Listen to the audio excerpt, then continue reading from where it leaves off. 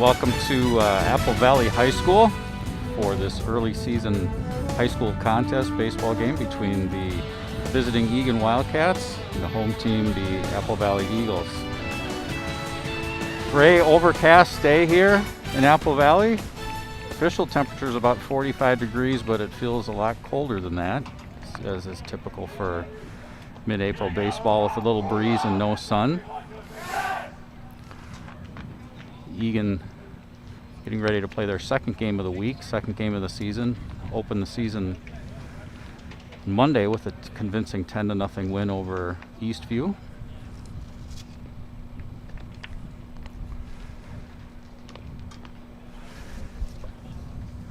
Got the lineups here ready to go for you. For Eagan, leading off and playing center field, be at number 8, Alex Lackenmeyer. Batting second to shortstop, number 16, Liam Martin. Batting third, the left fielder, number 27, Sam Shackman. Hitting cleanup, the pitcher today for the Wildcats, number 10, Lincoln Berry. Batting fifth, right field, number 22, Matt Haig. Batting sixth, first baseman, number 21, Charlie Harms. Batting seventh, the catcher, number 7, Charlie Steffen. Batting eighth at second base, number 2, Ryan Danich. And batting ninth, the third baseman, number 5, Mason Amon. On the hill for Apple Valley this afternoon is junior left-hander, number 22, Luke Hansen. Don't have height and weight for Luke, but tall kid, very well put together lefty. Be the second game in a row here of the young season. The Wildcats have faced a left-handed starter. Faced Eastview's junior left-hander TJ Eagan on Monday.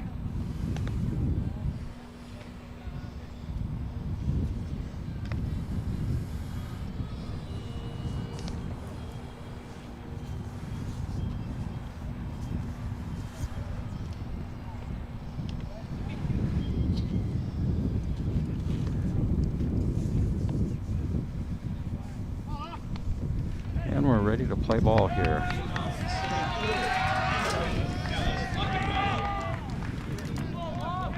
Junior center fielder Alex Lackenmeyer will lead things off for the Wildcats. Lackenmeyer led off Monday's game with a single, got things going. Wildcats got on the board early in that game, hoping to do the same thing here. First pitch, down a little bit, ball one.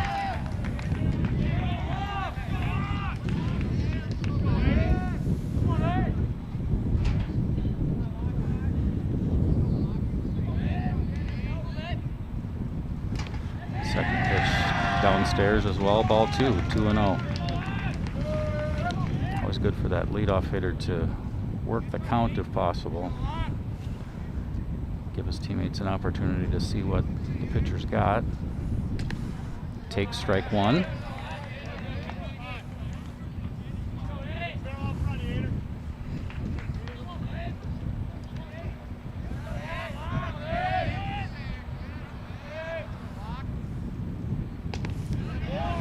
Cut and a miss there, evens the count at 2-2.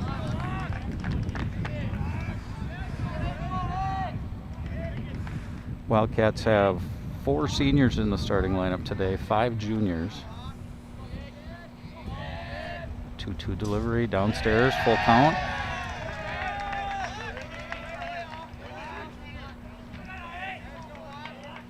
Good at bat here for Lackenmeyer. See, as long as it results in something positive, you want to see a lot of pitches early in the game if possible.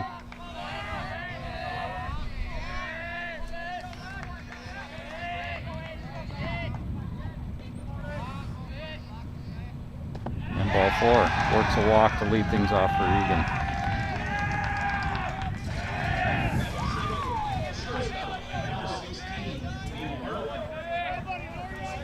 Junior Liam Martin, shortstop, coming to the plate here. Martin had a couple hits in Monday's victory. Liam, although he's just a junior, has committed already to play at Cal State Santa Barbara for his college career. Outside and high, ball one. Martin was honorable mention all conference as a freshman. Obviously, we didn't have a season last year, but Martin was the starting center fielder for the Wildcats as a freshman, as a freshman 2 years ago. Outstanding player, very highly sought after national prospect. Take strike one.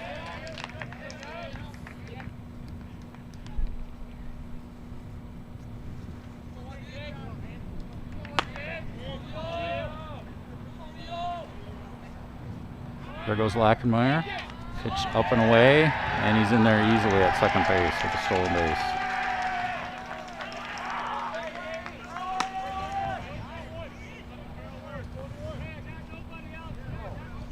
I was going to comment before that pitch, that Hansen has a little bit of a higher leg kick. With the lefty, it's a little tougher to get a jump, obviously, but if you can time it, it could be an advantage for the Wildcats today. Down low, 3-1. Hansen slipped a little bit on that delivery. So you gotta believe Martin here's looking for something, one particular spot. Unleash a good swing on it.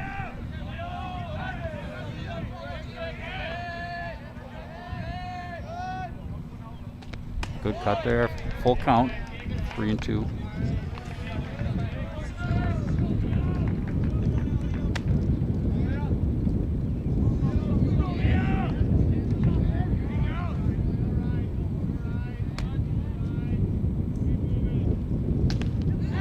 Ball four.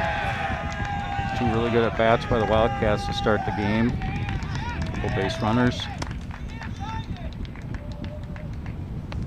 And we're going to get an early mound visit from Apple Valley's pitching coach.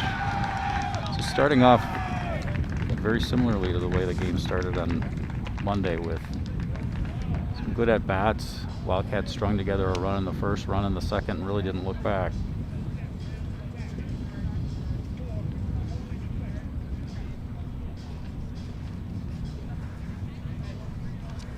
Take a look at the, go through the Apple Valley lineup real quick here for you as well. We will when they come up to bat, but they've got 5 seniors in their lineup, 1 junior, 2 sophomores, and 1 freshman. It's a little bit of a younger team. Senior left fielder Sam Shackman comes to the plate here, number 27. Sam had a couple hits on Monday.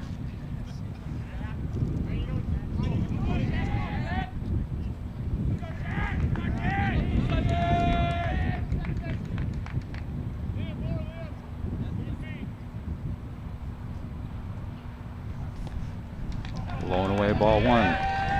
Again, you got to believe the approach here now with a couple of walks. I believe Coach Butler maybe told Shackman, make sure it's there. Don't go fishing. A little outside, ball 2.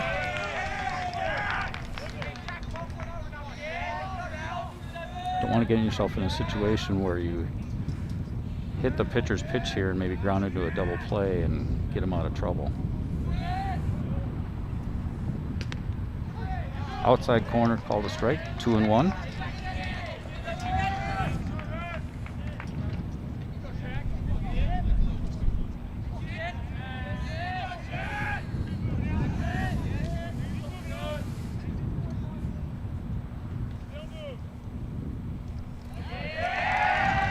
Steps off.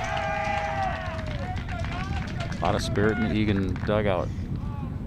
Like to see that from the bench getting into the game early.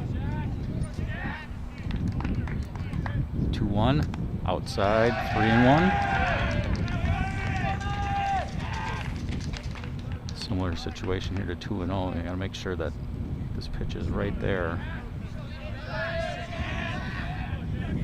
Pitcher struggling like he is.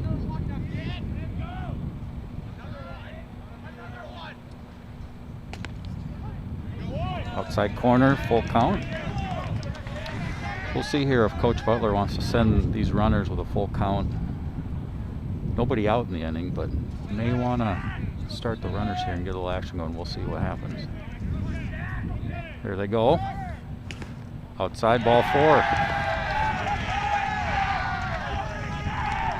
Obviously a good start for the Wildcats, not exactly what Apple Valley had in mind to start the game. 3 consecutive walks, all on full counts.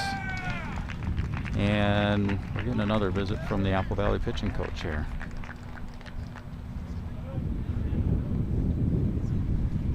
And that's going to be all for Hansen.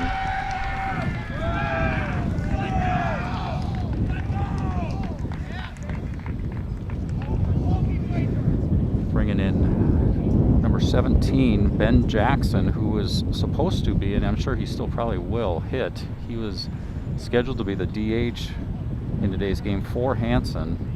He was going to hit for Hansen in the 9 spot. Like I said, I'm sure he probably still will. But Ben Jackson is a freshman.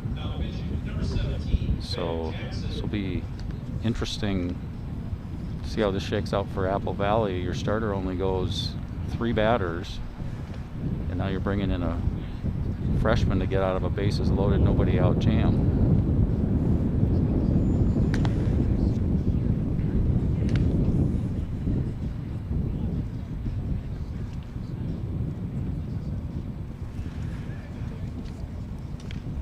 We'll fill out the rest of the Apple Valley defensive alignment here while we got a minute. First base is number 15, Will Loesch, senior. Second base is number 2, Zach Dilley. He's also a senior. Shortstop, a senior, number 5, Riley Gabinski. Third baseman is number 14, a junior, Ben Glad. The left fielder is number 11, sophomore, Eli Schlichting.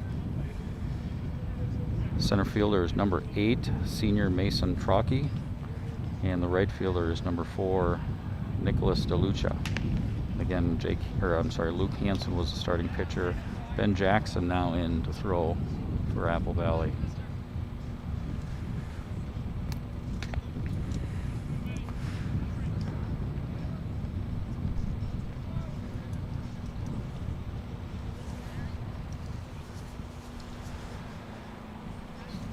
We're just about ready to get back underway here. Coming up next for the Wildcats is Lincoln Berry. Lincoln, obviously when I say he's in his 3rd year in the varsity, it's really his 4th. We didn't have a season last year, but he played a game for the Wildcats in varsity as a freshman, was a regular as a sophomore, an infielder. Infielder this year with a couple of injuries, a particular injury to the starting rotation. Now he's been kind of pushed into a larger role as a pitcher. He's the starting pitcher today for the Wildcats. Swinging at the first pitch, lifts one to right field down the line. That's trouble, and that's dropping. 1 run is in. Berry's on his way to second. 2 runs are in. First pitch swinging, 2 RBI double for senior Lincoln Berry.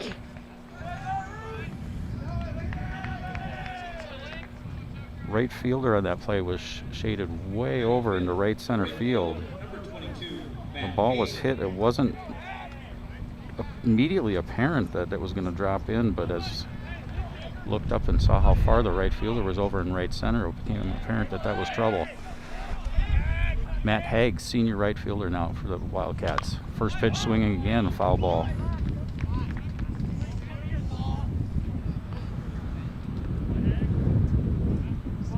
So a nice start again for the Wildcats, early 2-0 lead. Still nobody out. 2 runners in scoring position. Looks like that caught a piece of Haig's front leg.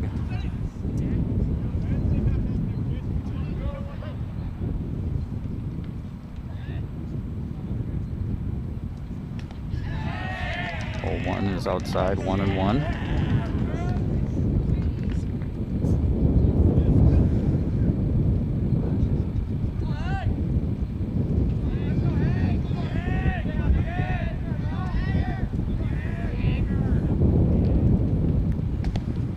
Down and away, 2-1.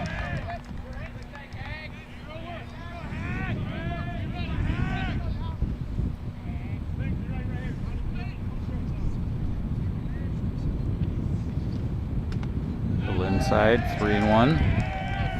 And seen some really nice at bats by the Wildcats early. Had 3 full counts to start the game, all resulted in walks. Lincoln Berry knew that he was looking for a pitch in a spot, hit it down the right field line. Ball 4 here to Haig.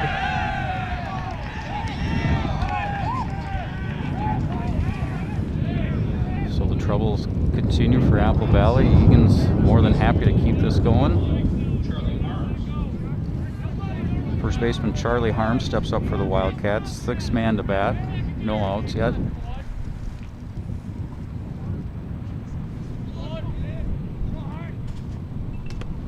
Good cut and a miss there.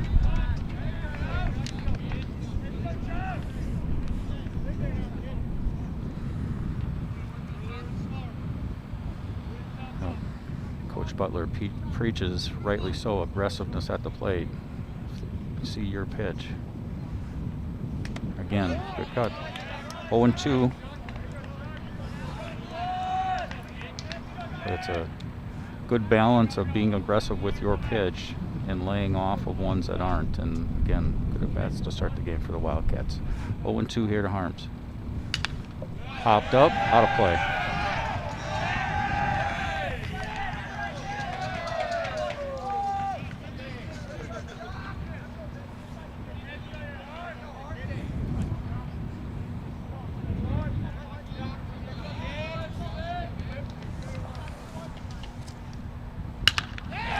Line drive into right field.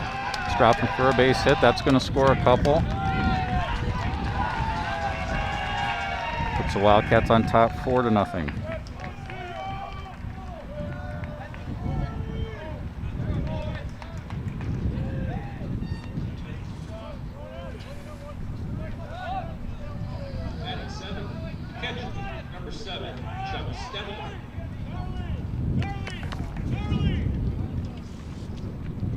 Seventh place hitter Charlie Steffen coming to the plate for the Wildcats.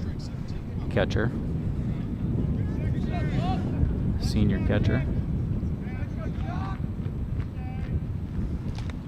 Down and away, gets away from the catcher. Everybody's going to advance a base. Steffen had squared around a bunt on that, but obviously the pitch nowhere near where he wanted to be able to drop anything down.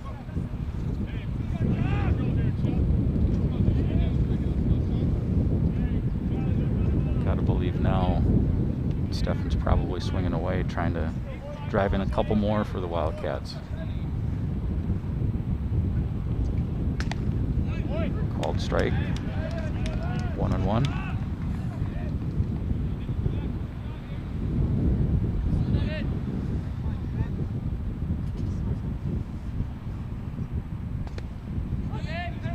Caught the outside corner.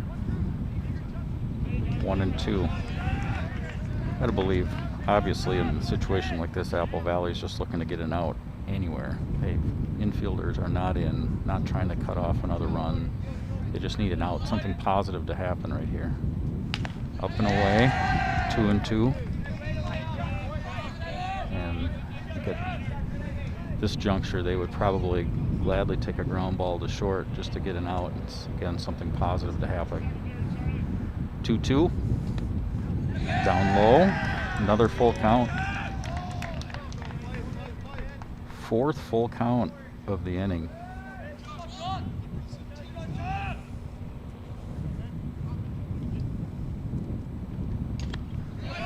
Swing and a miss. Nice hold there by the Apple Valley catcher, Spencer Klein, sophomore catcher Spencer Klein there. Hang on to the foul tip. 1 down. Second baseman Ryan Danich coming to the plate for the Wildcats. Danich did not hit in Monday's game. He came in relief and pitched the last 1 2/3 innings in the win over Eastview. Takes strike 1. It's probably going to be some of his role this year. So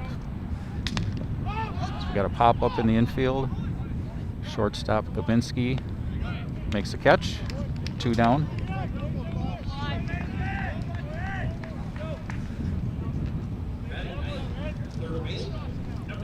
Went for the Wildcats. ninth place hitter, third baseman Mason Amon.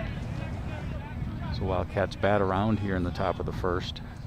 If they can get a couple more across. Take strike one.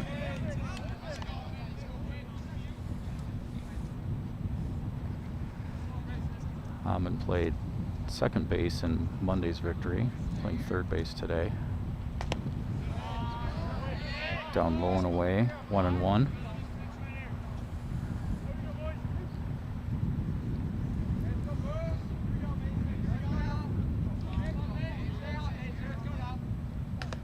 Up and away, 2-1.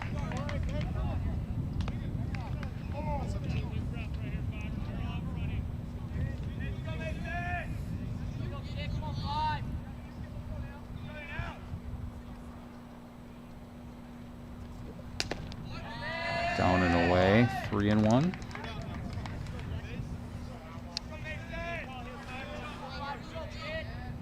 Jackson appears to have good velocity on his fastball. It's probably a matter of command.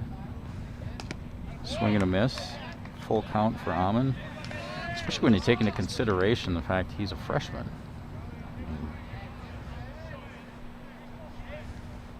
Got good stuff for a freshman. Down low, ball 4. It's the fifth free pass of the inning for the Wildcats. Lackenmeyer comes up for the second time this inning.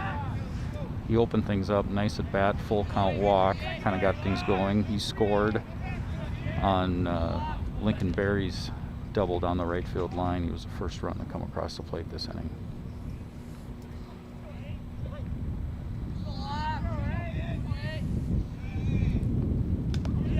Up and away. It's away temporarily from the catcher, but scrambles to get it before anybody could advance. 1-0.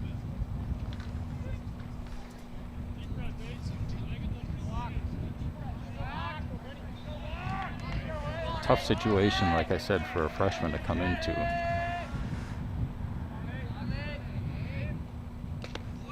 Strike one. Counts 1-1. You consider at most he's probably 15 years old.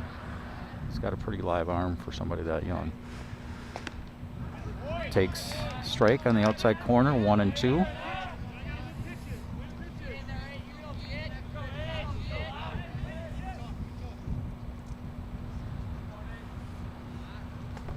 Nice stop. Temperate got away a little bit from the catcher, just enough for a run to score, just enough for Matt Haig to score.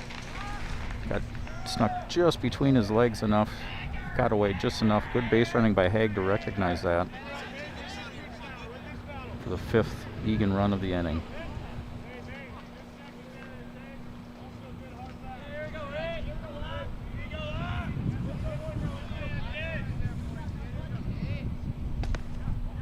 A little outside. Another full count. 6th full count of the inning. Foul ball.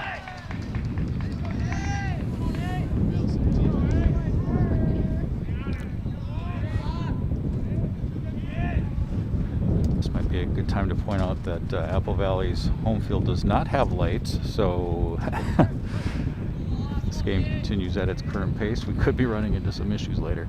3-2 pitch is skied to right field. Right field is underneath it and makes the catch. The Wildcats, 5 runs on 2 hits. No errors, 2 left.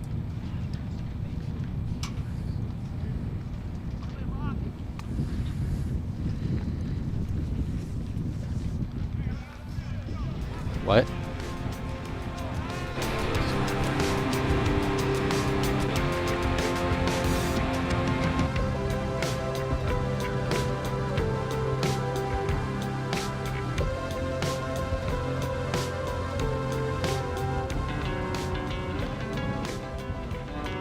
For me to get tested every 2 weeks so that I can have a graduation this spring is most important to me.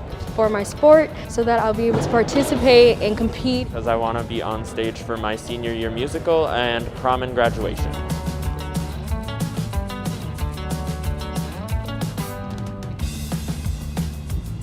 This program, to get students testing when they're asymptomatic, increases the likelihood that we catch some of that very small percentage of students that test positive and eliminate the huge disruption for that co-curricular activity or that school day.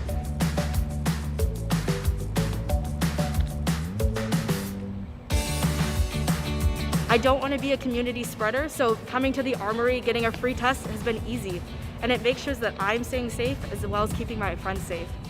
We want to be back in person, and we need to work together to get to that point.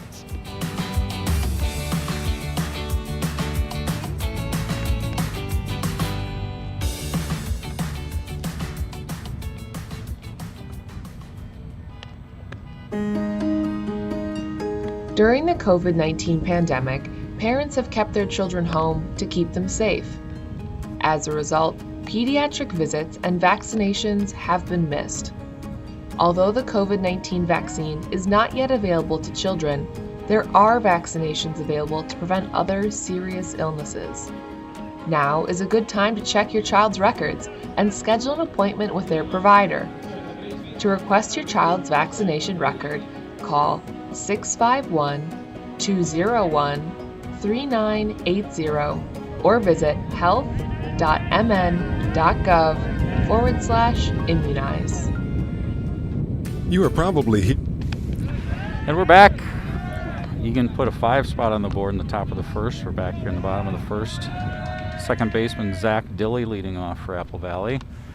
Took strike 1. Now second pitch is out a little outside for ball 1.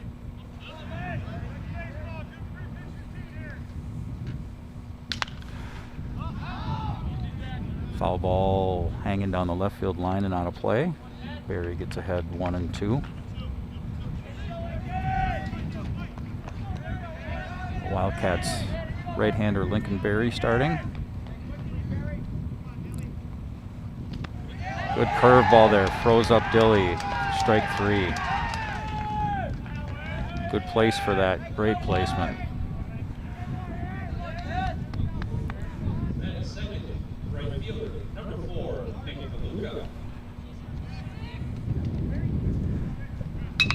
First pitch swinging by right fielder Nick DeLuca to left field. Hit well, but right at Sam Shackman. Senior Shackman puts it away for out number 2.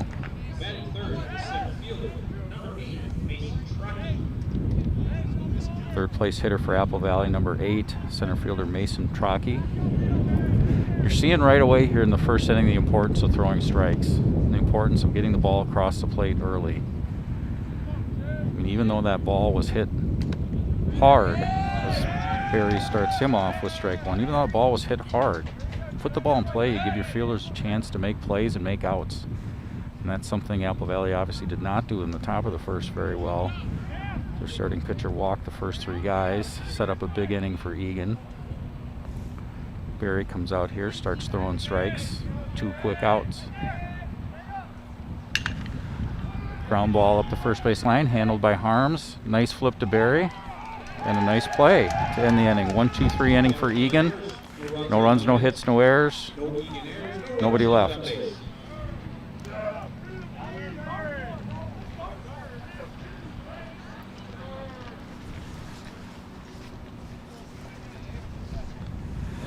See this one again, right up the first base line. Nice placement. It was a left-handed hitter, so Harms had him played on the line a little bit, protecting that line. Barry, being veteran infielder that he is going to play college ball next year at North Iowa Community College. Lincoln plays a lot of club ball in the summertime too. Knew exactly that he had to get over and cover that bag as soon as that ball was hit to his left side on the right side of the infield. Very alert and able to get over there and make the play.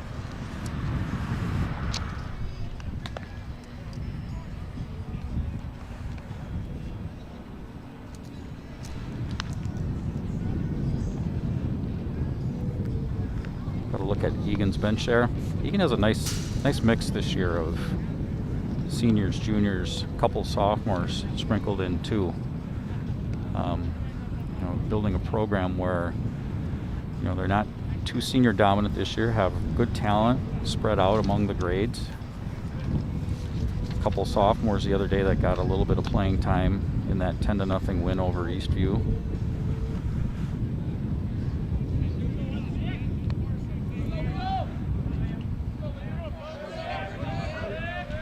Shortstop Liam Martin leading off for the Wildcats. Martin was one of the many, it seemed like, who worked out a full count walk in his first at bat. Swing and a miss on the first pitch.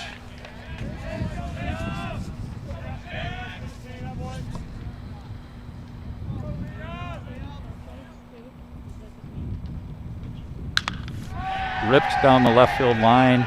It's going to be for extra bases, at least 2. Martin trotting into second base easily with a stand-up double. Hit very hard, laced down the left field line by Liam. Again, Liam's committed. He's got one more year of high school, obviously, as a junior. He's got a senior year next year, and then he's going to go play at University of California, Santa Barbara.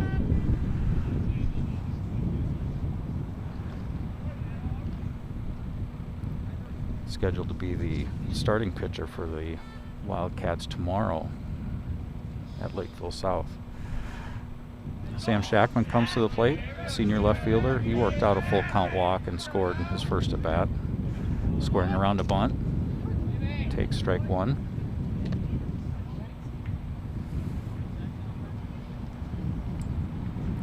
Sam is committed to play at Hamlin next year. He's going to go to school at Hamlin and play baseball there as well. Swings away, loops one into right center field. Right fielder coming on, making the catch for the first out of the inning.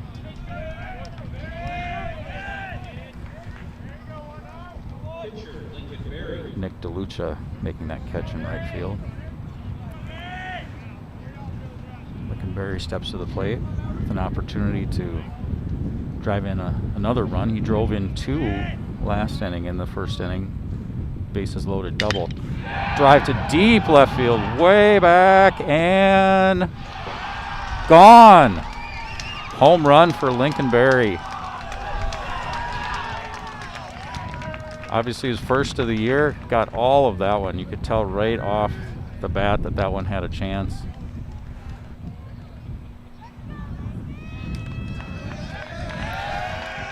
Ball's down and in a little bit, as you can see there, and he just went down and got it. Opened up his hips nicely, got the fat part of the barrel on the bat. Left fielder kind of gave up on it after a while. He knew it was going to. Gives the Wildcats a 7-0 lead.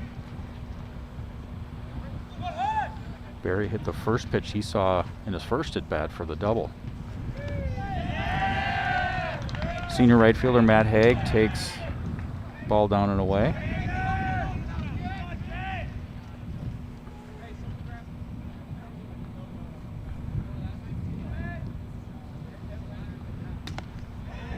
Matt swings and misses that one a little bit above his hands there.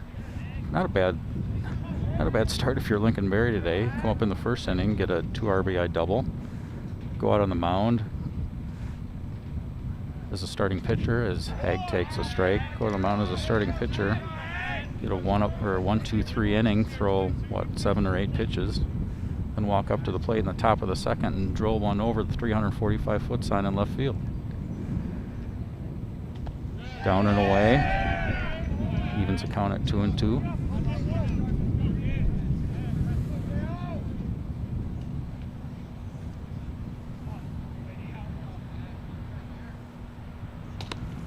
And that one kind of froze up Haig. That was a really good pitch there by Ben Jackson, freshman right-hander. Got him on the inside corner. Kind of froze up Haig a little bit there for the called strikeout.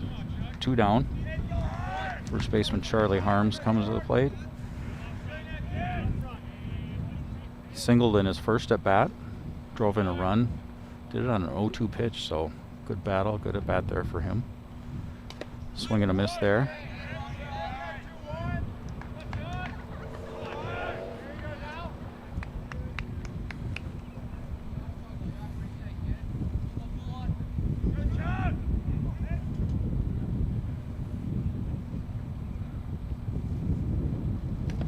Down and in, evens the count at 1-1.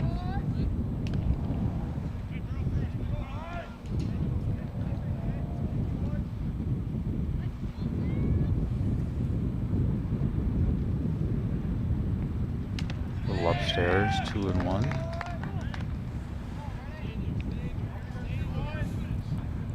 There's a little bit of a breeze blowing out toward the outfield.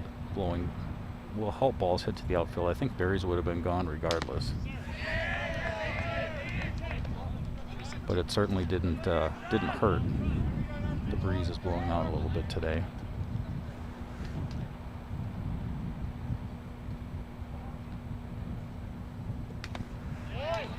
Swing and a miss.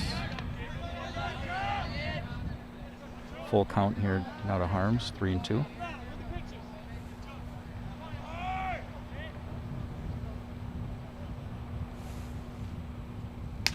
Ball 4. Keeps the inning going for the Wildcats. Chance here for Chuck Steffen.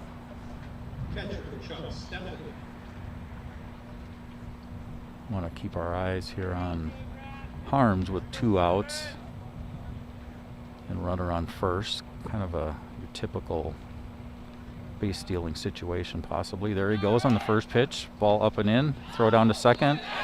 And he is safe. Very close play at second. Looked like he just got under the tag just a bit.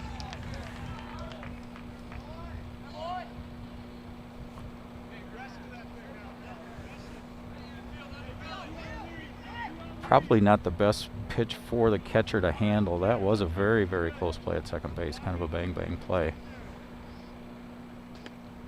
Strike on the outside corner. Ideally, if you're the catcher in that situation, you want a ball, if the runner's going, to be outside. You can kind of get up out of your crouch a little bit quicker. Ground ball up the middle, hits the pitching rubber to the shortstop. Nice play by Gabinski. Very nice play to get them out of the inning. Eagan gets 2 runs on Barry's home run to tack on and make the score 7-0 after 1.5.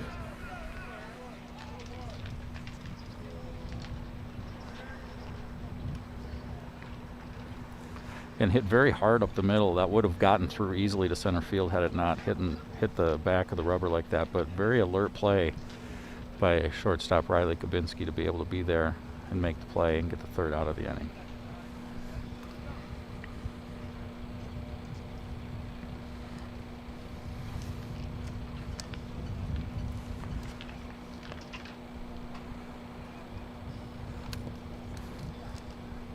So obviously this is the start Eagan wanted. They've sent in 2 innings 16 batters to the plate, scored 7 runs, and Apple Valley has seen a total of 8 pitches. They've only sent 3 guys to the plate so far in their 1 at bat.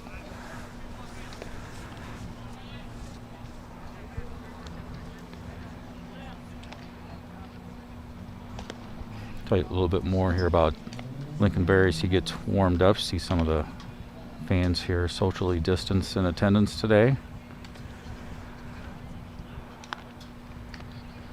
Berries, again, primarily an infielder. You can play pretty much anywhere in the infield, and was a regular as a sophomore. Played a few games even as a freshman. Nobody played last year, but plays a lot of town.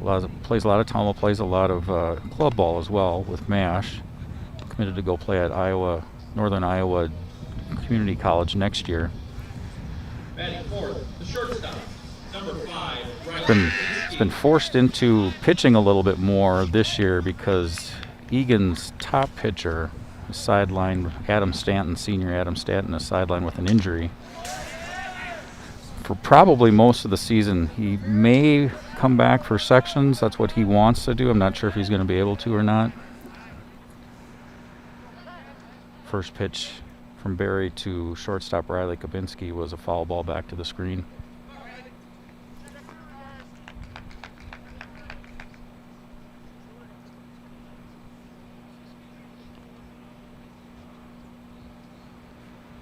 We got a break in the action while Kabinski is asked to take off his necklace by the home plate umpire. Most of that stuff, if it's showing like that, they will ask you to take it off. Safety precaution, mainly.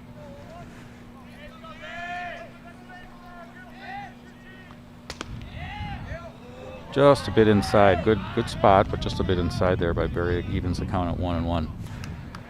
I was talking about Adam Stanton a second ago, the senior right-hander. Curveball nicely dropped in there for a strike. Definitely would have been Eagan's #1 pitcher this year.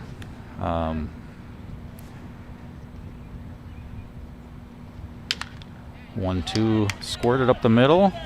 Martin, strong throw to first.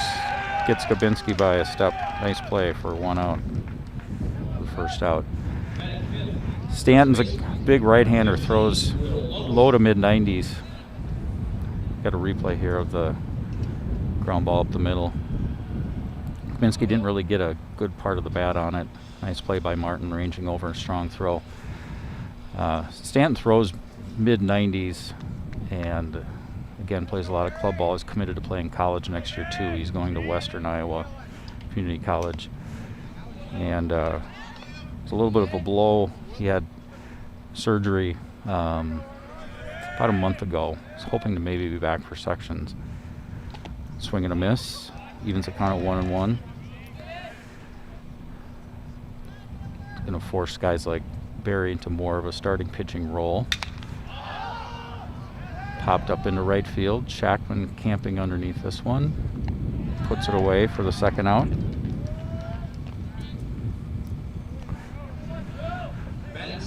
Again, you see the value of throwing strikes. You know, Lincoln Berry is probably not going to be a guy who, you know, if he goes a complete game today, for example, he's not going to be a guy who strikes out as he hits Ben Glad, third baseman, at the first pitch. He's not going to be a guy who probably strikes out, you know, 11, 12, 13 guys, but he's going to put the ball across the plate and make guys beat him. And by and large, he's done that so far, other than that pitch to Glad. 7th place hitter for Apple Valley coming up is number 12, catcher Spencer Klein. And it makes it a lot easier when you have a 7-run lead, too, to just sit back and throw strikes. Let the other team try to put the ball in play.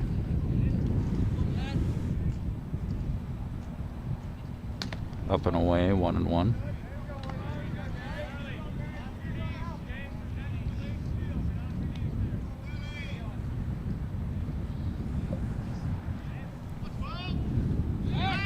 Throw to first.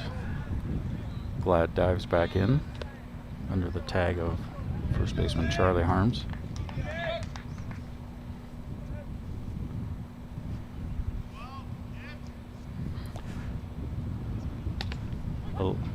On the outside corner, puts Klein in a 1-2 count. Klein's a sophomore left-handed hitter, catching today for the Eagles. Down and away, evens the count at 2-2.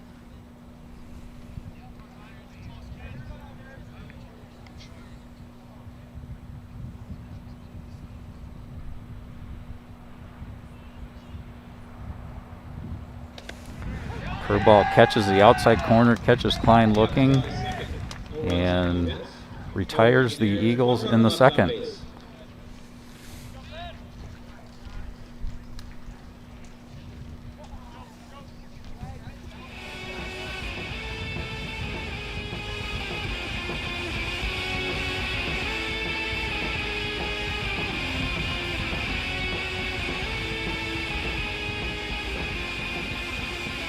Probably hearing a lot of information about COVID-19 vaccines right now. We wanted to answer some common questions about how COVID-19 vaccines have been made. How are COVID-19 vaccines made faster?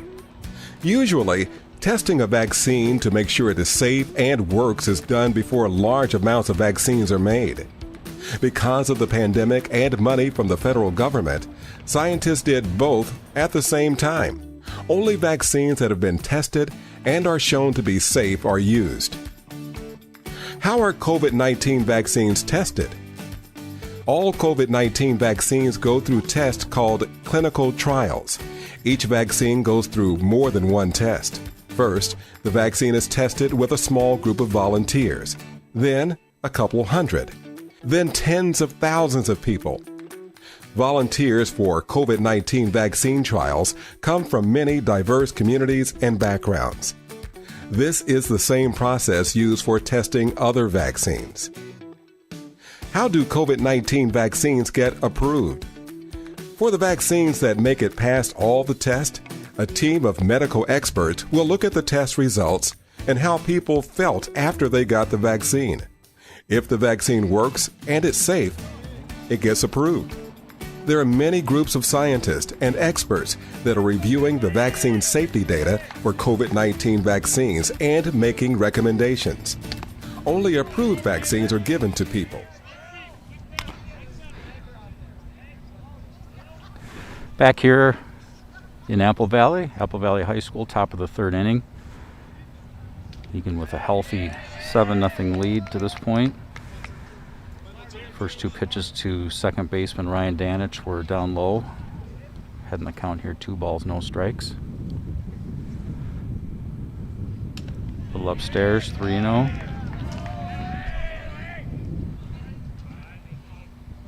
Freshman Ben Jackson starting his, technically I guess, his third inning of pitching. He came in after the Apple Valley starter walked the bases loaded in the first inning, and he's been on ever since. Called strike, 3-1. Down low, leadoff walk for Danich. Third baseman Mason Hammond. Brings up third baseman Mason Amon Jr. 9th place hitter for the Wildcats today. We'll see if maybe Coach Butler wants to chat. He does. Squares around a bunt, fouls it back. I was kind of thinking that might be a good opportunity to took a peek. The third baseman was not playing in at all. He may move in a few steps now.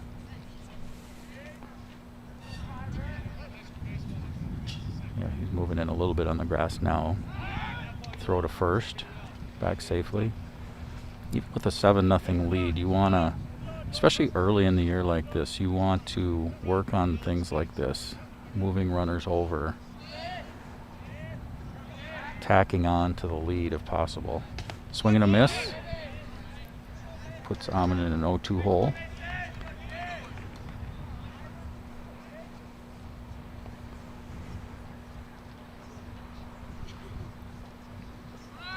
Runner goes. Called third strike to Amon. And out at second base. Or safe, sorry, my bad. Had to look through the home plate umpire, the catcher, and the batter to get that call, so that's why I couldn't see it right away. Good jump. And again, a very close play at second, but it did appear that his foot did get into the base before the tag. First pitch to Lachenmeyer's called strike.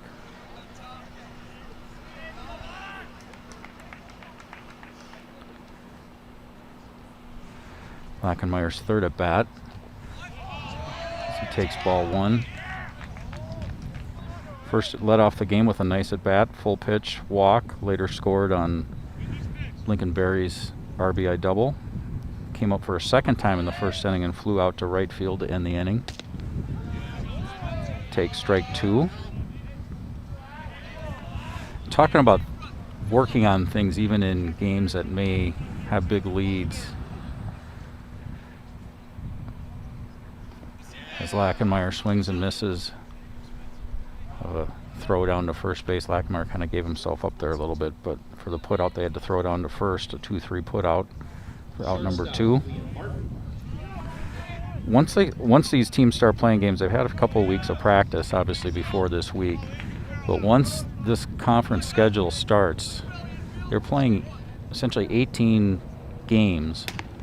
Liam Martin takes the first pitch inside. 18 games in 6 weeks.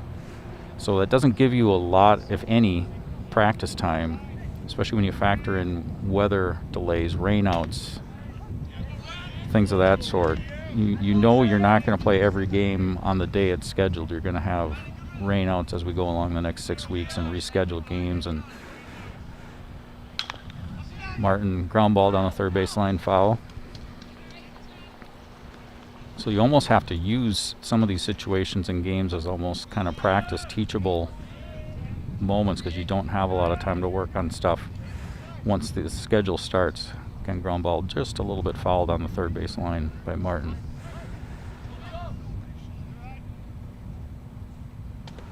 Curveball just missed the inside corner. Very nice pitch and good placement, but just missed.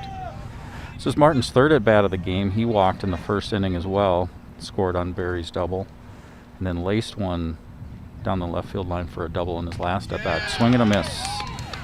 Strikeout. In the Eagan third, no runs and no hits. No Apple Valley. No runs, no Left hits. on base. One runner left for the Wildcats. We get through 2.5, and the score remains 7-0.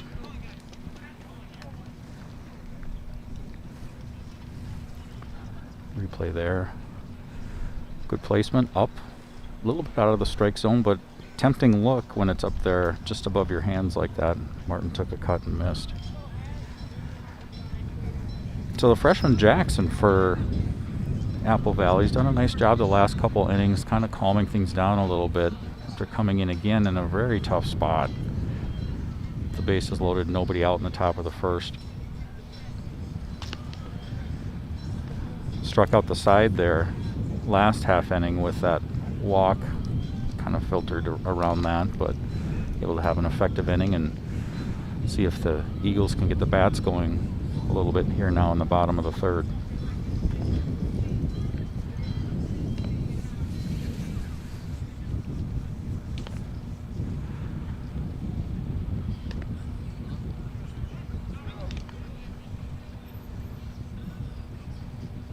I think more than anything, though, you know, we're talking about how intense the conference schedule is once you start playing games, playing 18 games in about 6 weeks. I think everybody's just thankful to be out here playing again after not getting a season last spring.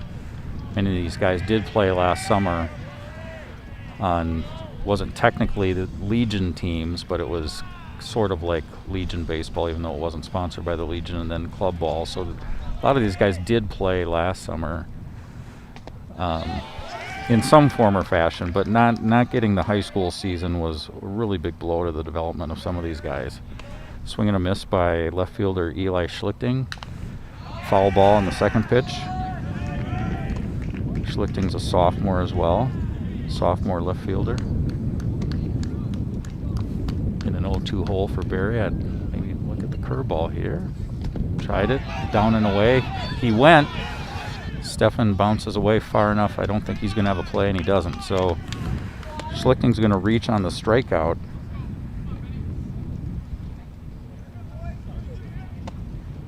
Batting ninth, the And number 17. situation when you're down, as we see the replay, kind of maybe crossed Stefan up just a little bit, had his glove turned the opposite way of where he wanted it to be. I think if he'd have had his glove turned the other direction, he probably would have been able to handle that pitch a little bit better. Almost like a little bit of a cutter there by Barry, moving in on the hitter. Good move to first by Barry. Schlichting dives back.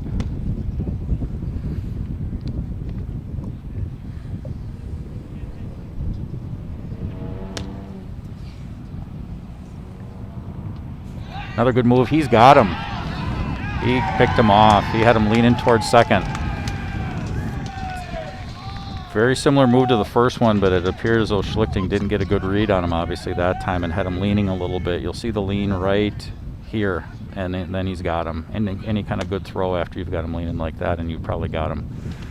Swing and a miss by Jackson. So Barry picks up his catcher there. Another swing and a miss. Barry picks up his catcher there.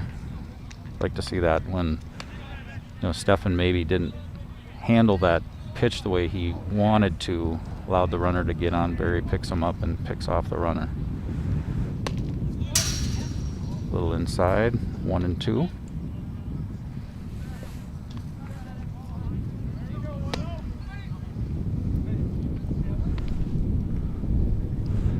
Jackson, who's in the pitch now, freshman, as we've talked about. Foul ball.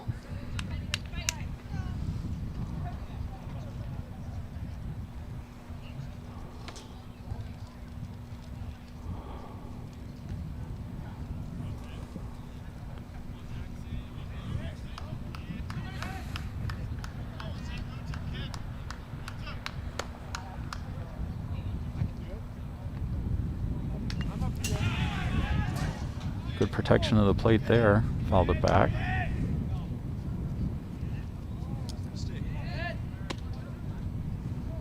Barry continues to work ahead of most hitters, though. A little bit inside. 2-2. Probably got him set up here for if he can drop a curveball in after throwing an inside fastball. Jackson gets a good piece of one to left field. Back. Drifting back as Shackman makes the catch. Good at bat there by Jackson. Fought off a couple tough pitches, got a good piece of that ball. Hit it deep to left field, but Shackman was able to haul it in for the second out for Eagan. Back to the top of the order, second baseman Zach Dilley. Zach was caught looking in his first at bat in the first inning with a nice curveball. Barry was able to drop in there for strike 3. Apple Valley looking for their first hit of the day. Barry drops another one in there to Dilley for strike 1.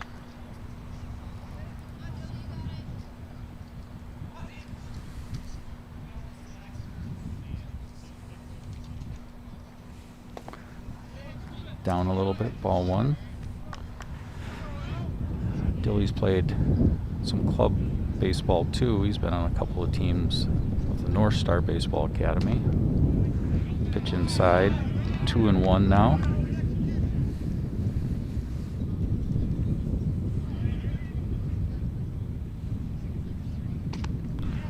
Swing and a miss there. Evens the count at 2-2.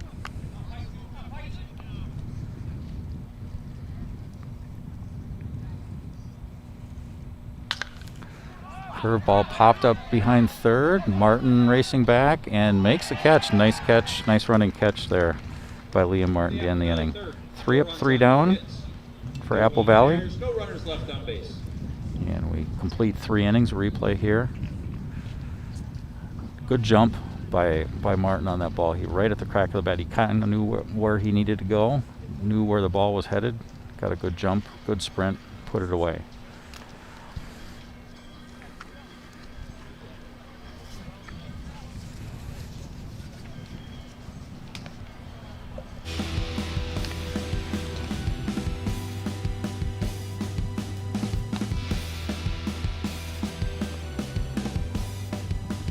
We're expanding trail plowing in Eagan this winter.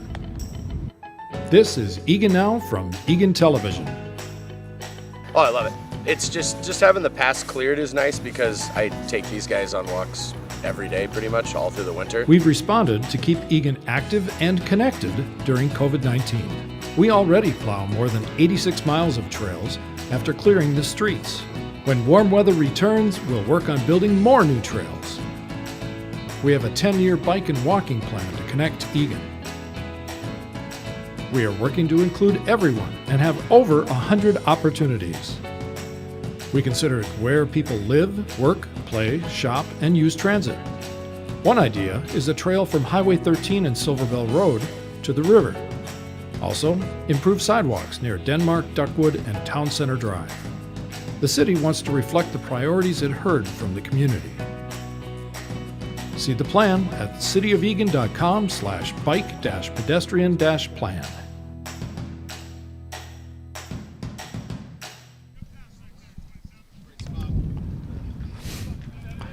We're back here at Apple Valley High School.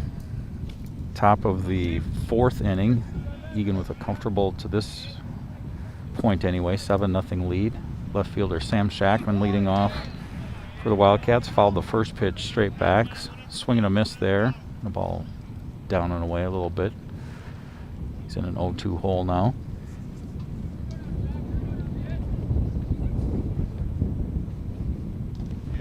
Swing and a miss there on one in the dirt. Have to catcher put out to first baseman, throw to the first baseman for a 2-3 put out on that strikeout for 1 away. Pitcher, Lincoln Berry. Nice block back there by sophomore Spencer Klein. Tough pitch to handle. Could have easily gotten back to the backstop, which would have resulted in a runner on first for Eagan, but nice block and nice throw to first, get that first out. Good curveball First pitch to Barry, called strike. Barry's hit the first pitch in his 2 previous at-bats, 1 for a 2 RBI double in the first, as he takes upstairs for ball 1. And then he clobbered a 2-run home run over the left field fence for Eagan's 6th and 7th runs in the 2nd inning. Swing and a miss. 1-2 now.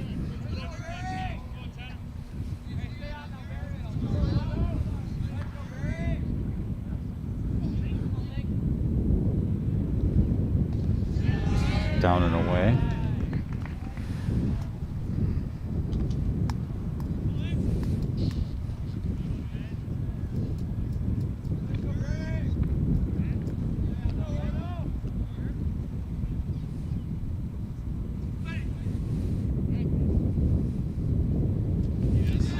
Swing and a miss.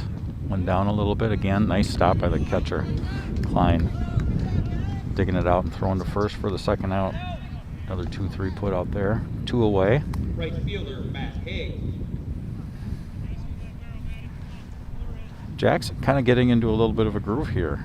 He's struck out the last 5 Eagan hitters. Leadoff walk last inning to Danage as Haig takes one upstairs for ball 1. But after that, strikeout of Alman, Lackenmeyer, Martin, Shackman, and Barry. So 5 in a row put down on strikes by Jackson. Ball 2, down low.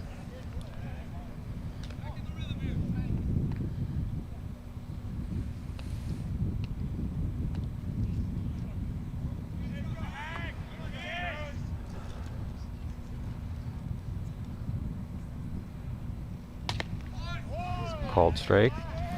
Last thing you want if you're Coach Butler, even though you have a comfortable lead right now, you're feeling good about where your pitcher's at right now and everything's going your way. The last thing you want is to end this game by stringing up a bunch of not so good at bats when you got a game coming up tomorrow. You want to kind of keep that momentum going, even if it doesn't result in a bunch of runs.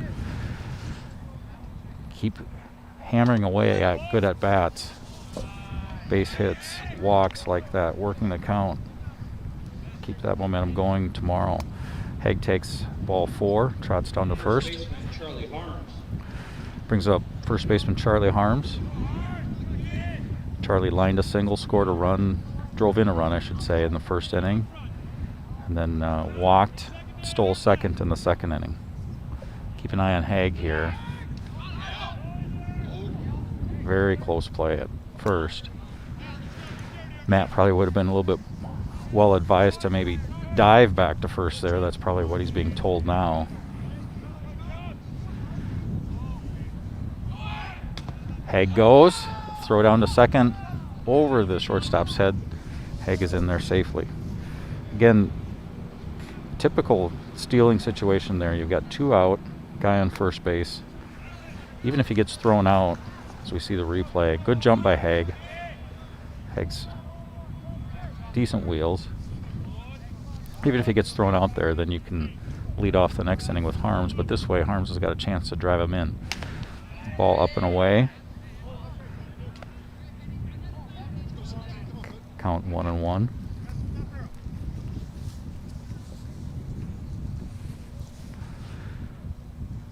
Haig's got a decent lead at second. Again, up and away a little bit.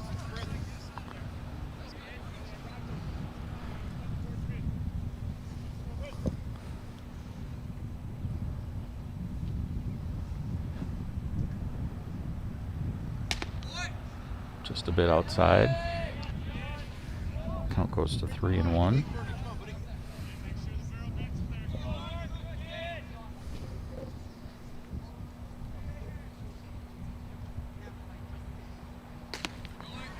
Called strike, full count, 3-2.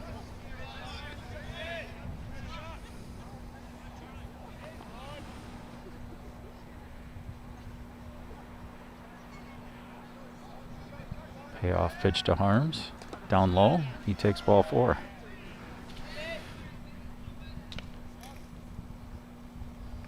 So that'll set things up. Runners on first and second. 2 outs for catcher Charlie Steffen. We've got a mound visit from the Apple Valley pitching coach.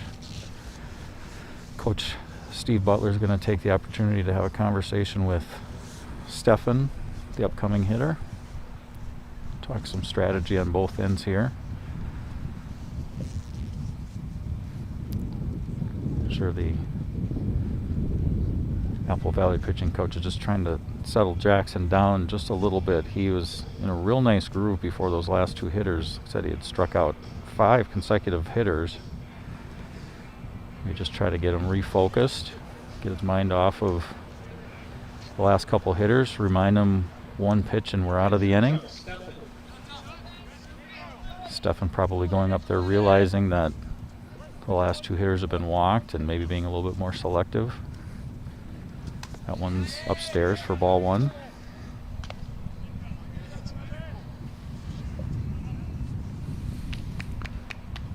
Steffen struck out in the first inning in his first at-bat, grounded to second, to short in his last at-bat, swing and a miss. That was the play, if you've been watching the whole game, that was the play. Steffen lined one right up the middle, but it hit the pitching rubber, deflected over to shortstop Riley Kabinski, made a nice play and threw Steffen out at first. Would have been a base hit for sure to center field had it not hit the pitching rubber. Steffen fouls that one back. And by the oohs and ahs, somebody's car must have just gotten tanked back there, or very close.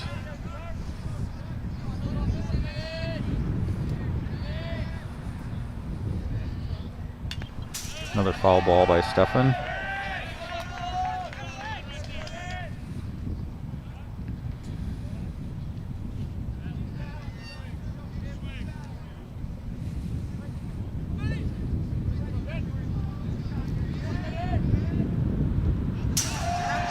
Ball gets past catcher. All the runners are going to advance. Not a whole lot that Klein could do on that one. That was quite a bit outside. Took a dive for it, but that would have been a tough block, tough stop. So that advances 2 runners into scoring position for Eagan now. Chance for Steffen to maybe drive in a couple with a base hit.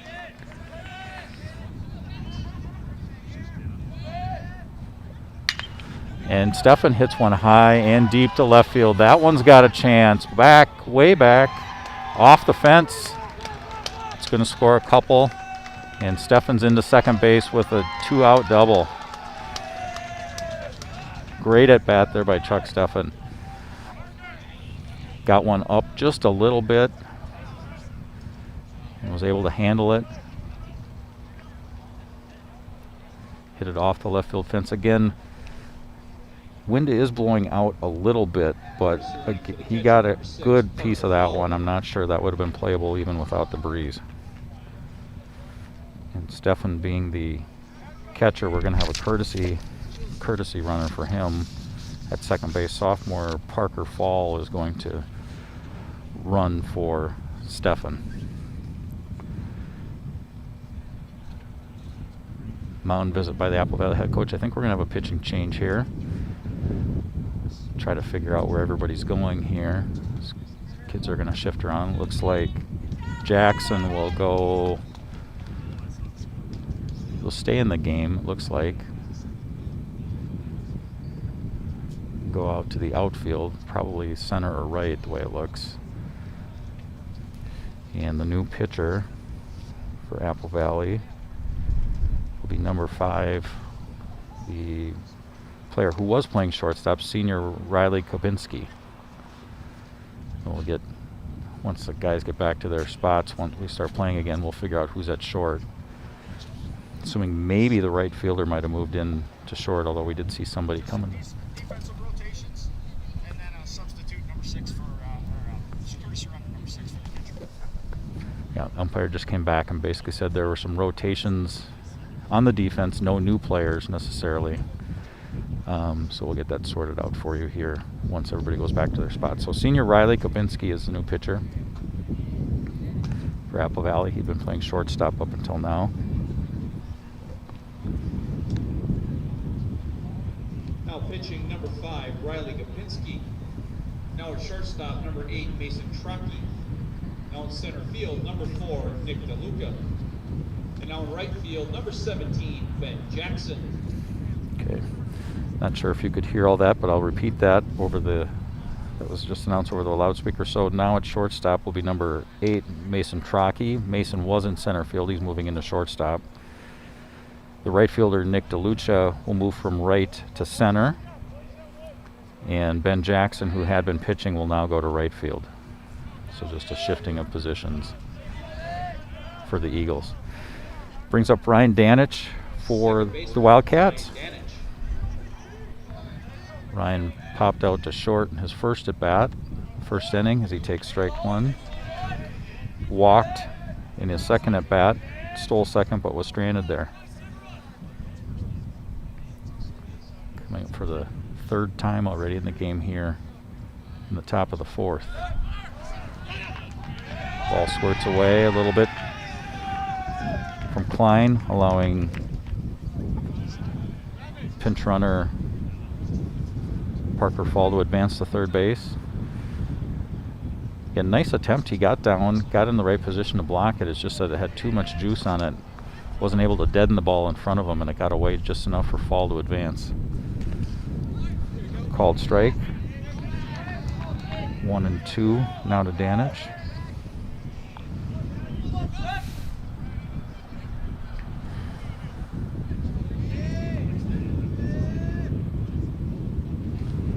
Down and away, nice stop.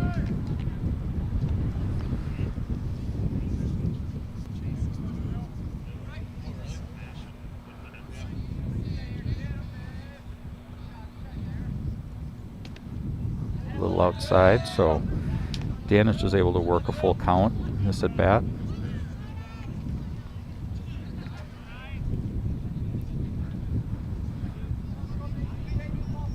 Payoff pitch.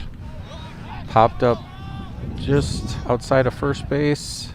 First baseman over, not quite enough real estate for him to haul that in, so foul ball. We'll do it again at 3 and 2. Replay here. Wind is, in addition to going out, it's kind of blowing from the third base side to the first base side a little bit. That might have pushed it away just enough for him not to be able to make that play. Vinsky now with another payoff pitch to Danich. And called third strike. Danich thought maybe he had drawn ball 4. Wasn't the case. Eagan tacks on 2 more runs with 1 hit and 1 left on base. See the replay here. Good location. Good frame by the catcher. And got the call.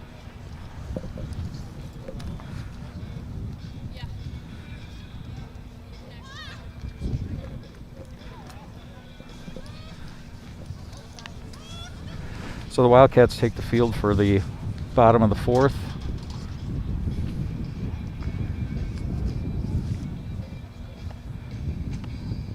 Lincoln Berry for his 4th inning of work. Had a couple of 1, 2, 3 innings in the first 3 innings he's pitched. One was aided by his pickoff at first base. The other 1, 2, 3 inning was a strikeout, a flyout, and a ground out. He's hit 1 batter, but has yet to allow a base hit.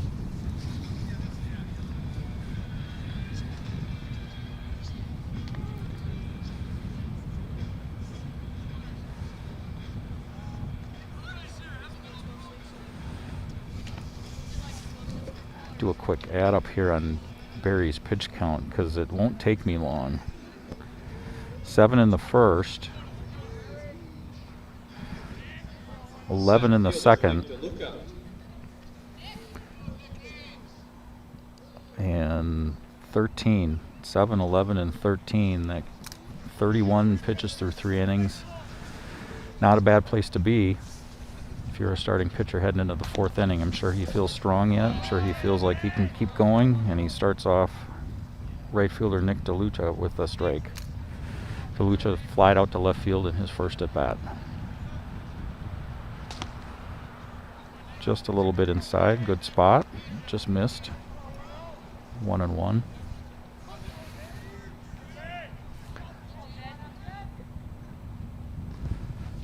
down just a little bit. 2-1. Again, days like this when it's really cold, the last thing a head coach wants to do is get a bunch of guys loose from a pitching standpoint. If you can ride out one guy as long as you can, that's obviously what you want to do most days, but especially when it's cold out like this, you just don't want to have to try to get guys loosened up because you never know what you're going to get on these colder days. But a 7-hopper to second, quick throw by Danich, not quite in time. Good hustle down the line by DeLucia. Beat it out for an infield hit, Apple Valley's first hit of the game.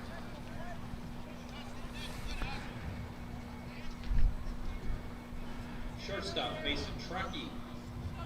Just beat it out by about a half a step. You could tell that one was trouble the last couple hops because off the bat it looked like it was going to get to the second baseman a little quicker than it did. By the third hop, it kind of almost acted like a 9-iron into the green. It kind of just bit and stopped. Wet grass, soft turf. Wasn't hit hard, but the first bounce off the bat almost made it look like it was going to get to Danich quicker than it did. Fooled him a little bit, and it kind of cost him. First pitch to Trokey is a strike. Second pitch is down in the dirt. DeLucia was running on the pitch, so he's in the second easily with a stolen base. Evens the count to Trokey, 1-1.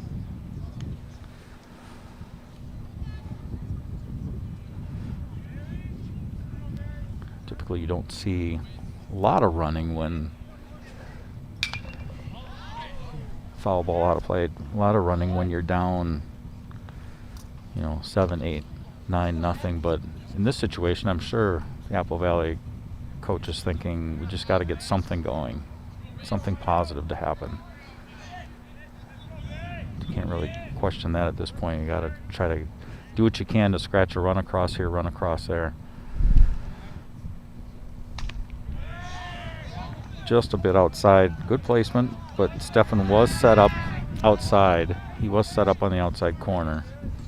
Barry put the ball right where he wanted to, but again, it was off the plate. Just Stefan set up off the plate just a little bit. He's setting up outside again. Trying to backdoor a breaking ball in, and that missed. So we've got a full count now to Trokey.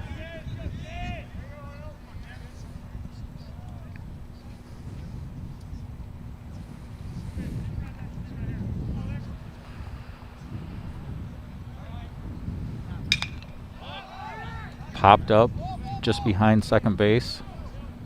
Liam Martin's got that handled, puts it away for the first out.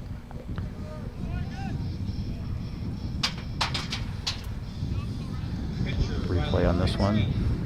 Again, the importance, kind of the theme of the day, importance of throwing strikes. Theme of a lot of baseball games, quite honestly, is throwing strikes, but particularly today you've seen it and how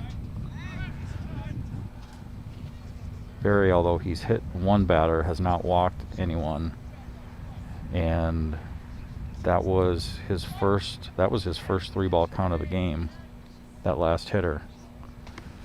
As he starts off, Kabinski with a strike. You have 1 3-ball count in 4 innings of pitching. You're probably going to be in a good spot, not only for pitch count, but when you look up at the scoreboard too.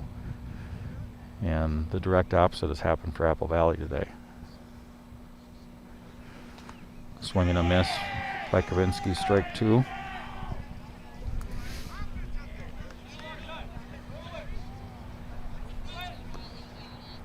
So Barry's got him in an 0-2 hole.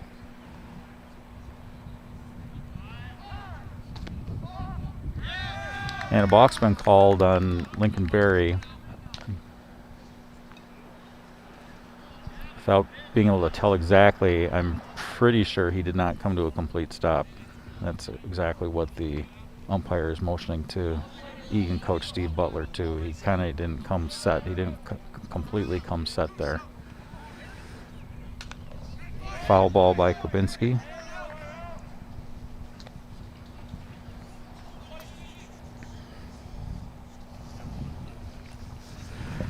So Apple Valley's got a runner on third now and 1 out. Egan's infield obviously playing back. They will concede a run for an out here. Pitch just off the inside corner.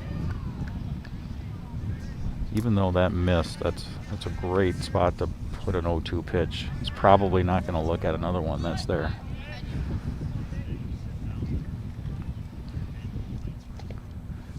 Tried to sneak a curveball in, but dropped it low. Evens the count at 2-2.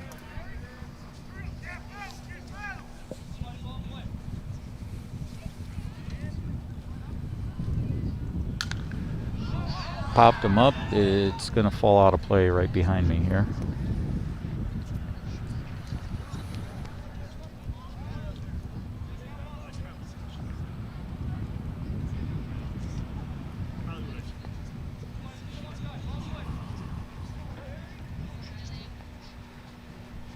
The 2-2. Down low. So Kopinski's working a nice at bat here. A few foul balls with 2 strikes. Now got the count full.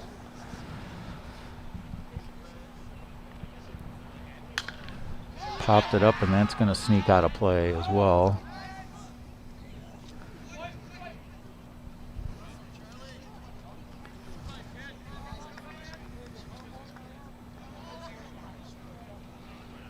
So I may have spoken a little bit too soon about Barry's pitch count, because I've had 3 at-bats here now this inning where the Eagles have done a nice job of at least working the count, full counts, 3-ball counts.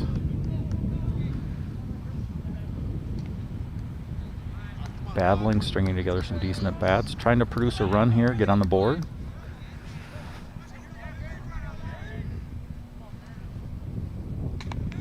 And that's too close to take.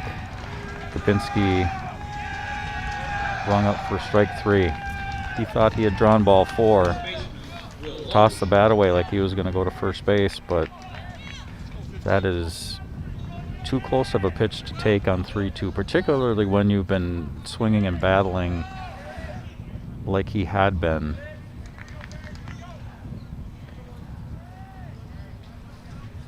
And the home plate umpire rightly called that one strike 3. So Will Lausch is now the hitter. Takes that down and away for ball 1. Lausch flied to right field in his first at bat. Senior right fielder. Hit well to center field, but that's going to be right at Lackenmeyer. Should be able to put it away for the 3rd out. So no runs on 1 hit for the Eagles. 1 left. And we're through 4 with Eagan up 9-0.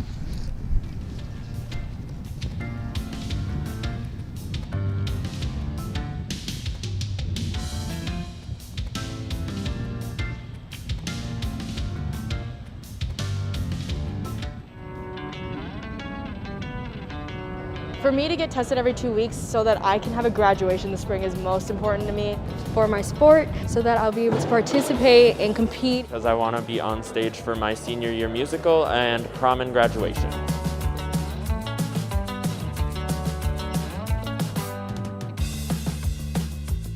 This program, to get students testing when they're asymptomatic, increases the likelihood that we catch some of that very small percentage of students that test positive and eliminate the huge disruption for that co-curricular activity or that school day.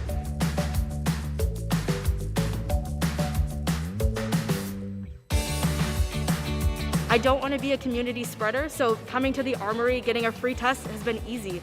And it makes sure that I'm staying safe as well as keeping my friends safe. We want to be back in person, and we need to work together to get to that point.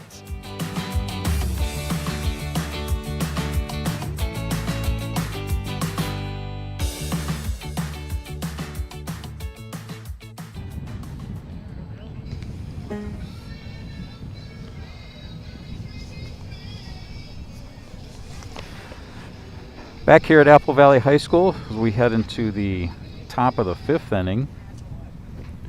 Eagan holding a comfortable 9-0 lead as we work into the later innings of this scheduled 7-inning contest.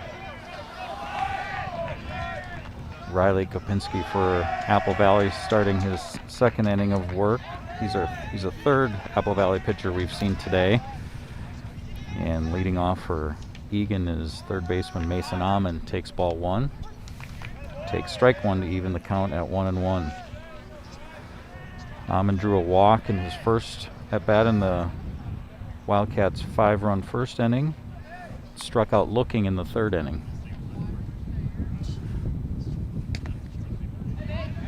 Takes a little bit outside, 2-1.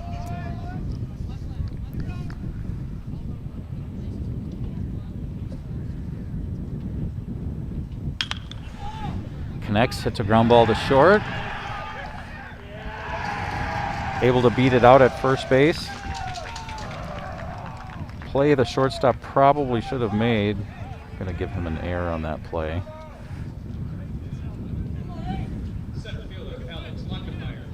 Wasn't hit. Was hit decently, but it was right at the shortstop. Again, a play he probably could have, if you ask him, should have made. So Amon will reach on that error. Back to the top of the order for Alex Lackenmeyer, center fielder. Another junior in the Eagan lineup today.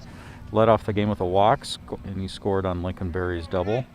Flew to right later that inning as the Wildcats batted 10 players in the first inning in their 5-run first inning. And then he struck out in his third at bat in the third inning. Working ahead here in the count, 2-0.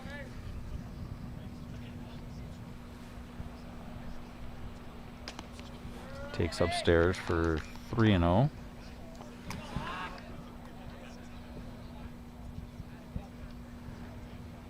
Eagan starting 4 juniors in the infield today,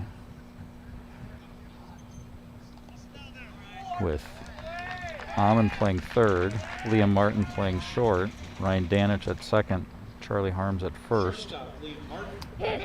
Eagan's one of their senior infielders was out sick today, or else that might not have been the case, but good talent between the senior and junior classes here at Eagan, and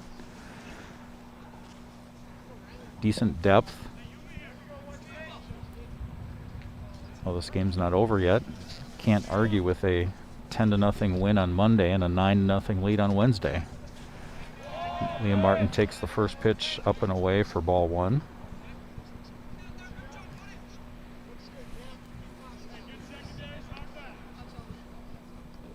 Down low, gets away from the catcher.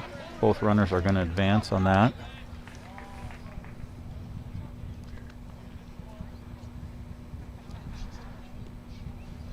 Replay.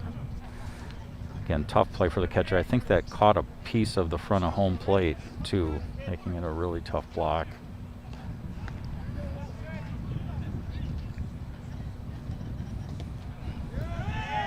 Down low, 3-0 to Martin.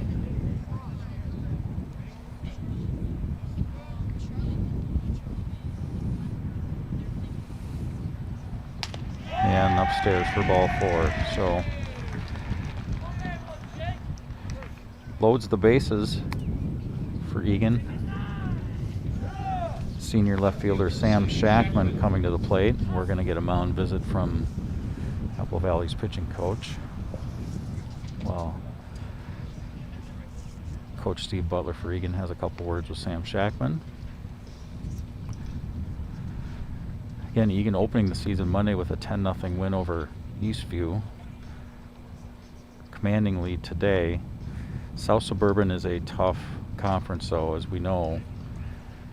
Probably the teams we're going to have to look out for as the season goes on. Farmington's bringing back a lot of really good talent, a lot of players in their senior class going to play college baseball. Burnsville is the same. Burnsville has 3 or 4 really good starting pitching arms, all of which are going to be playing college baseball. One of them is going to play at Arizona, Division I Pac-12 school. Lakeville North is always very good. Lakeville South is always very good. So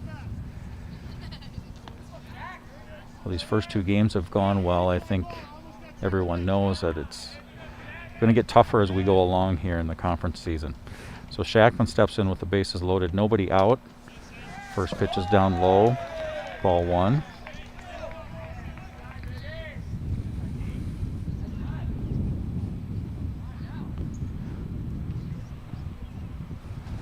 Down low for ball 2.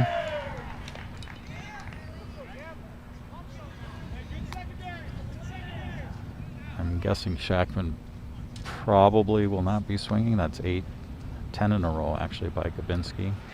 11 in a row, missed the zone.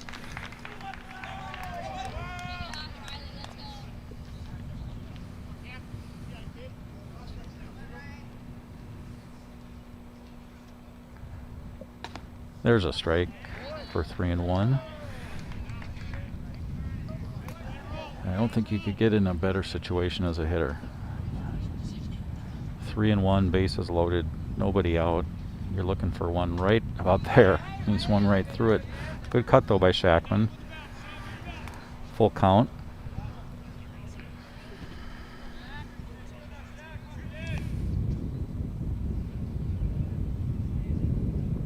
And he takes down low for ball 4. So another run for Eagan as Amon comes across the plate to make it 10-0. Bases remain loaded. Pitcher, Lincoln Berry. And that'll bring Lincoln Berry to the plate. Berry plated the first 2 runs of the game for Eagan with a double in the first. He takes upstairs for ball 1. Came up in the second inning with Liam Martin standing on second base and promptly hit one about 375 feet over the left field fence for a 2-run homer. And he rips one to left here. That one's going to drop for a base hit. It's going to score at least 1 as Coach Butler holds up the runner on third.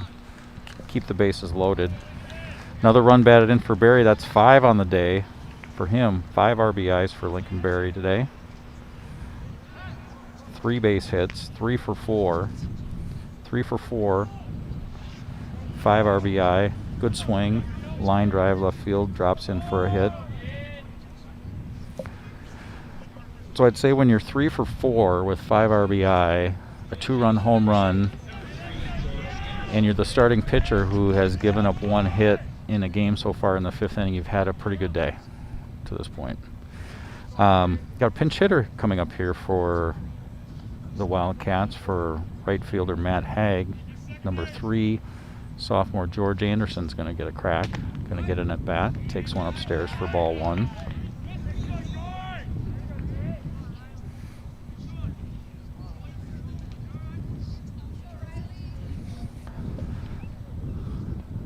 Anderson got an at-bat in Monday's game at Eastview. Popped up to the shortstop. But this is another advantage of, well, there's obvious advantages to winning games 10-0 and 10-0, but another advantage is you get some of your bench players in the game, give them game situations like this that you wouldn't normally be able to do if you're in 3-2, 4-3, 2-1 kind of games. And you give them playing time, you get them experience. Anderson takes strike 1.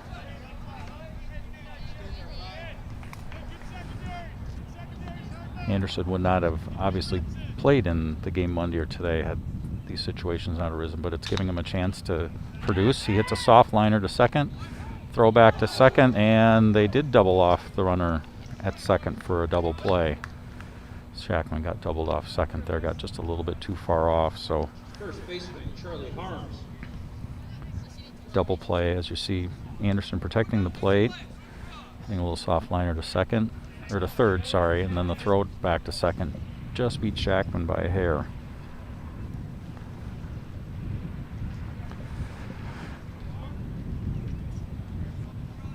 So instead of the bases loaded, nobody out, we've got first and third and 2 out.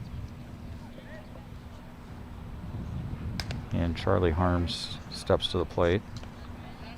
Charlie's 4th at bat of the day. He's walked twice, scored a run, had a single in the first inning, so he's reached all 3 times today. Second pitch is fouled back. He evens the count at 1-1.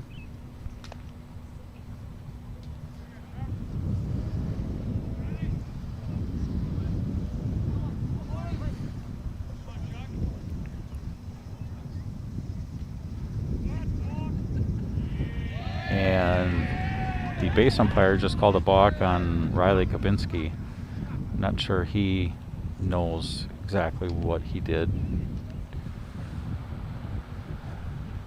Base umpire's explaining to him now. I think was another situation where he didn't come completely set, as the base umpire was gesturing with his arms a little bit when he was trying to explain to him. I'm quite certain that's what happened there too. So another run comes across for Eagan, making it 12-0. Ball down low. Count goes to 2-1. Martin scored on that balk. Just a little low. Runs the count to 3-1.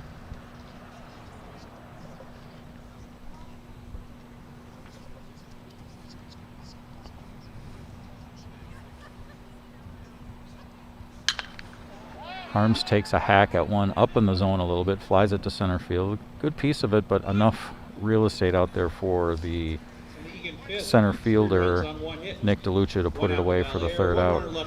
3 runs in the inning for Eagan, extending their lead to 12-0 here as we head to the bottom of the 5th inning.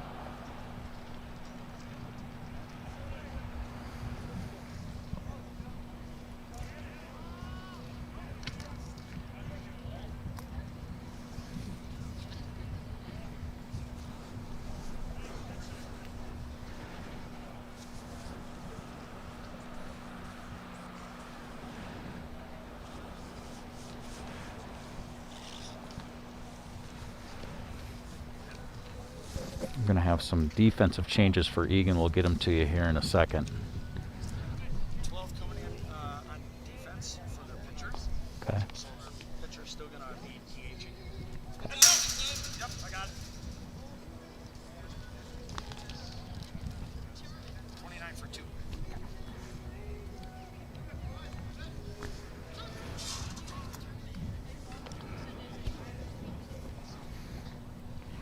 So we got a new pitcher for Eagan. We got a couple defensive changes too that we'll go over with you. The new pitcher for Eagan is junior right-hander Tony Marudis. It'll be Tony's first appearance of the season. He didn't play in Monday's win at Eastview. Lincoln Berry, who threw 4 obviously very effective innings, he's going to go and stay in the game and play. Actually, I'm sorry, my mistake. Berry is out.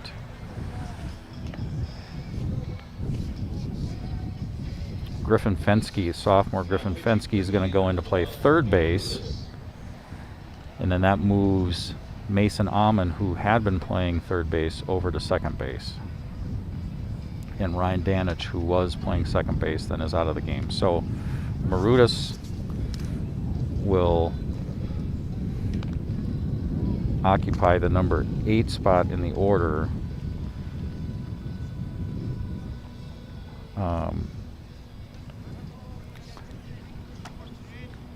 Fensky will take over in the 8th spot in the order. Berry will stay in and DH for the pitcher, Marudis. So junior right-hander Tony Marudis in the pitch. Sophomore Griffin Fensky will play third. Mason Amon, who had been playing third, will move over to second. First pitch by Marudis is down and in a little bit for ball 1. Hitter is third baseman Ben Glad. Ben's first plate appearance, he was hit by the first pitch. Reached base. One of only 3 Eagles to reach base today so far. Takes a strike, evens the count at 1-1.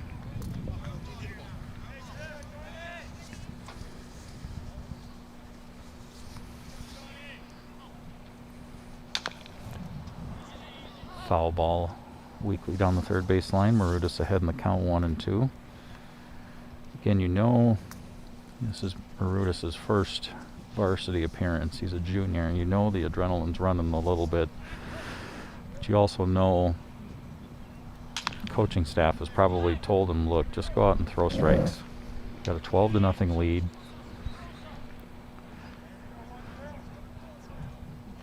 Try to stay within yourself. Just throw the ball across the plate.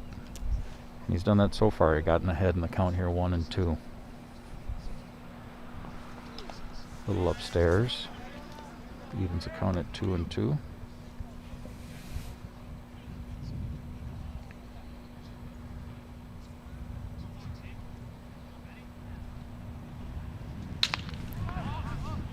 Glad skies one to left field. Jackman camped underneath it, makes the catch. One away. Hit well. Good at bat for Glad, but results in an out.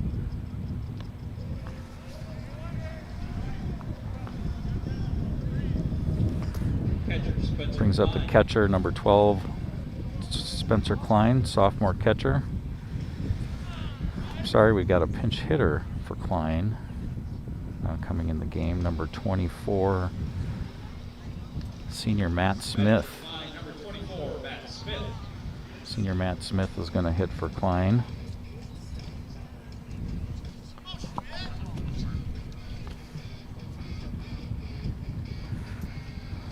Klein, to put it nicely, had a workout behind the plate today.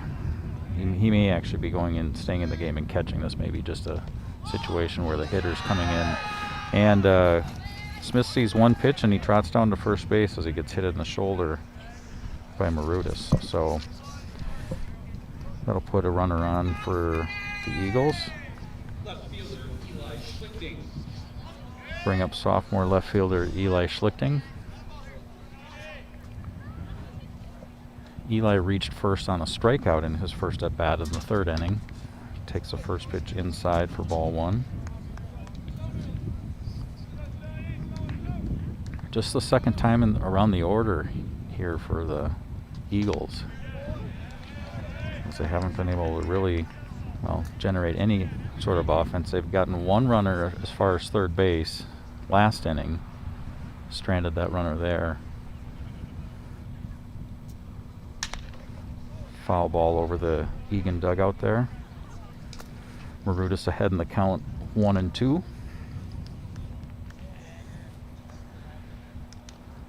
Ben Glad was hit by a pitch with 2 out in the second, stranded at first.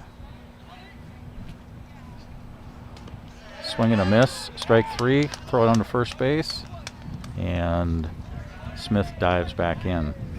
So we've got 2 down as Schlichting goes down on strikes. Brings up the 9th place hitter, freshman. Started off the game as the DH, ended up pitching a little over 3 innings, Ben Jackson. Takes strike 1. I was mentioning Ben Glad was hit by a pitch in the second inning. Schlichting reached on the strikeout in the third. DeLucia had an infield hit in the fourth and was stranded on third, and then Smith was hit by a pitch here in the fifth. Those are the only 4 base runners of the game for Apple Valley.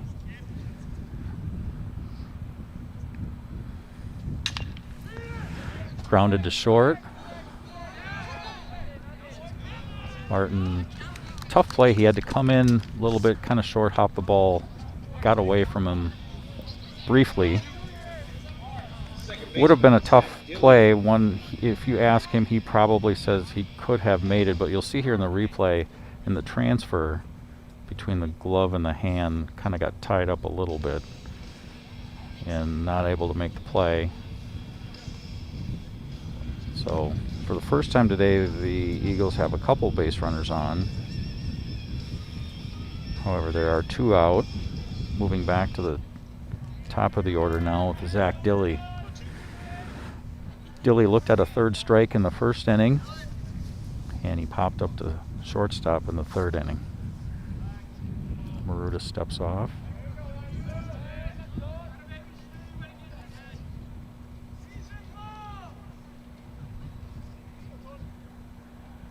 Apple Valley just looking anything positive here. A base hit, run, just get something positive going.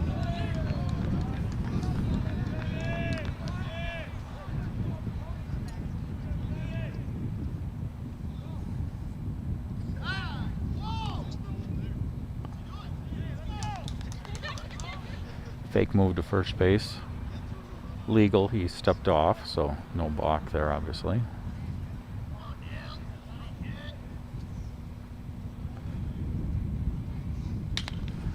Pop up, should be handled by someone, and caught. Challenging catch, probably more than it should have been, by senior catcher Charlie Steffen. So that retires the side and ends the game with the 10-run rule.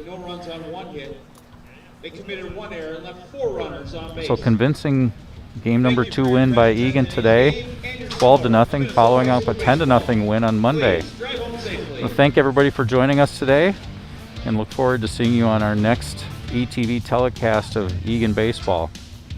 Thank you.